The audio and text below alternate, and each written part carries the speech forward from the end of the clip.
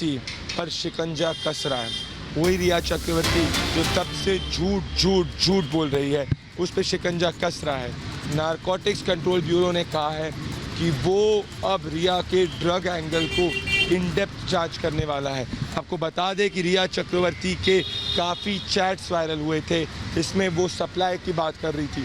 यही वो दरवाज़ा है जिसके अंदर रिया चक्रवर्ती को बहुत जल्द किसी दिन समन किया जाएगा और उसके समन करने के बाद में रिया चक्रवर्ती जो है उनके पूरे ड्रग एंगल को भी जांच होगी। तो हो क्या रहा है, रिया चक्रवर्ती को narcotic control bureau drug angle से जांच कर रहा है, सीबीआई एविडेंस गैदर कर रही है, ईडी फाइनेंशियल फ्रॉड का एंगल चेक कर रही है। मतलब तीनों तरफ से रिया चक्रवर्ती पर सच्चाई का चक्रव्यूह।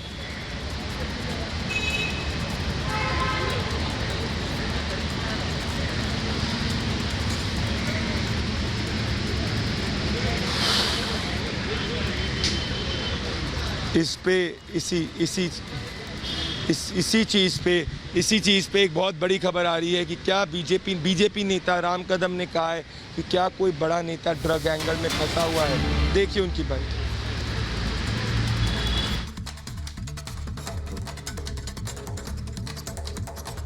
जिस प्रकार की बातें सीबीआई के द्वारा अब सामने आ रही हैं, तो कहीं ना कहीं बहुत बड़ा ड्रग्स का माफिया भी इसमें अंतर्भूत है। इस प्रकार की बातें सामने आ रही हैं।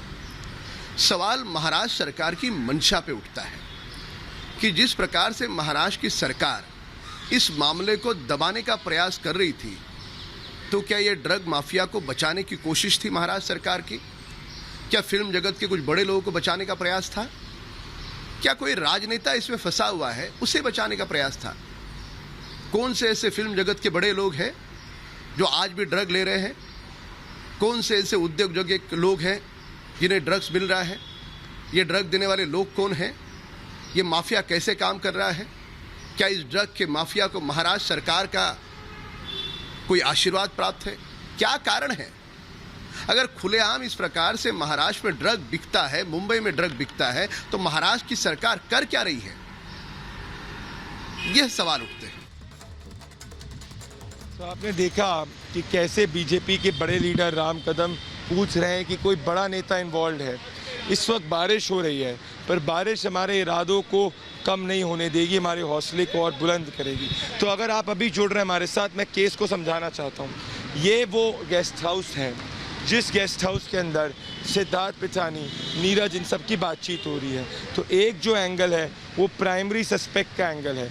कहने का ये मतलब है कि सिद्धार्थ पिठानी वो व्यक्ति है जो मौका वारदात पर मौजूद था। उससे सीबीआई हर दिन 8-8, 12-12 घंटे बातचीत कर रही है, पहली चीज़। दूसरी चीज़ रिया चक्रवर्ती है। रिया चक्रवर्ती के ड्रग एंगल को नारकोटिक्स कंट्रोल ब्यूरो जो है वो जांच कर रही है। साथ में तीसरी चीज़ जो आपको समझने की ज़रूरत है, उसके फाइनेंशियल एंगल को ईडी जांच कर रही है। चौथी चीज़ जो आपको समझने की ज़रूरत है कि रिया के साथ में संदीप सिंह, ये पिलर, कभी परिवार इसको नहीं जानता था। That whether she was responsible in administering something to Sushant contrary to his will or without his knowledge. That is the real question. So it looks like, because why would somebody say give 4 drops and give it in his tea and coffee and it will kick in 30-40 minutes, if that is the correct WhatsApp chat, and if that is the way things were operating in the household of Sushant Singh Rajput at that point of time, then it's a very serious matter, and Riya taking or not taking drugs is really immaterial in this matter.